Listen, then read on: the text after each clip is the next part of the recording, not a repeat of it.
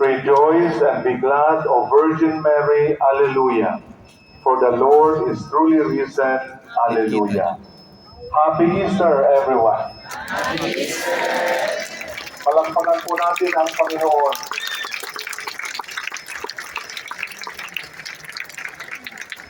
Nais ko pong magpasalamat sa mga sumusunod. Unang-una yung mga anghel na nagpuyat ngayon. Yung iba sa kanila ay natulog na kanina, di ba? Maraming salamat sa inyo, no? Maraming salamat sa inyo. Yung mga anghel na narito ngayon, na umawit, umindap, at sumayaw, na kayo ngayon ang mga witnesses, no?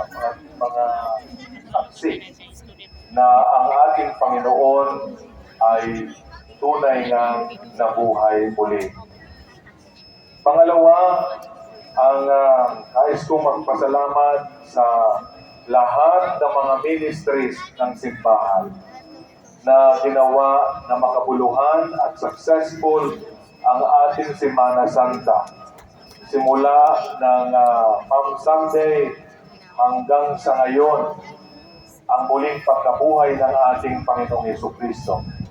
Maraming salamat sa inyo.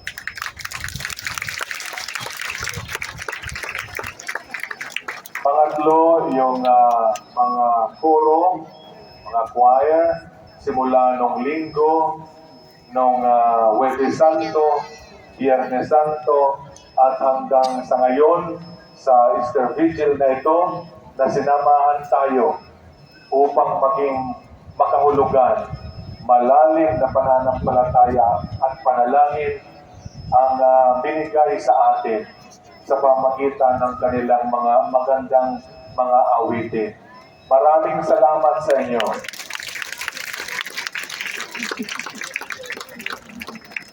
At siyempre, ang punong abala ng lahat na ito ang ating deacon, si Reverend B-Boy, ang mga brothers, si Brother Ian, si Brother Rafael, at si Brother Rico. Congratulations sa inyo. Mukhang pasado na kayo.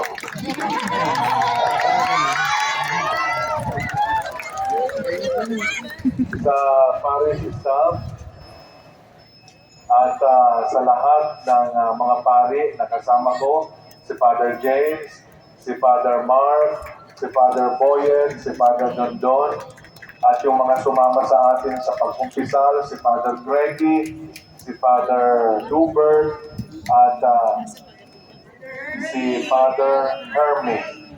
Silang lahat ang tumulong sa atin simula ng Lunes Santo, ng Martes Santo, ng Biyernes Santo para sa sakramento ng kumpisal. Sa ating lahat na naging saksi ng pananampalatayang ito na si Jesus ay muling nabuhay. Kaya sabi kanina ni Father Mark, we are the Easter people and Alleluia is our song. Ibig sabihin, hindi tayo patay. Ang pananampalataya natin ay buhay dahil tayo ay binuhay ng ating Panginoong Jesucristo. Kasama niya sa kanyang muling pagkabuhay. Matapos po ang lahat ng ito at sa huling sayaw at awit ng mga anghel, ay meron pong inihanda tayong lugaw na may itlog.